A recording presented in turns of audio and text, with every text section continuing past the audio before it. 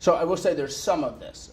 You see it in Major League Baseball with the blue bats and the blue shoes for prostate cancer awareness. There are starting to be some campaigns around men's health topics, which I think are important. I think it's just a different perception. Women have been conditioned societally for a long time that going to the doctor is part of being a normal, healthy adult.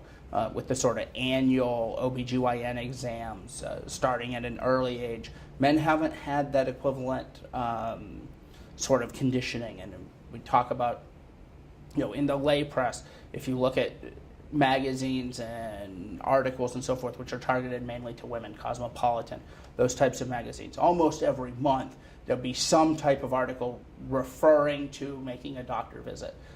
10 questions to ask at your next appointment, 5 signs that you need to make an appointment, these sorts of things. You're not going to see that in the men's health literature.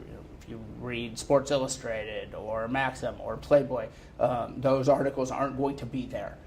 It's just a little bit different culture and a little bit different targeting.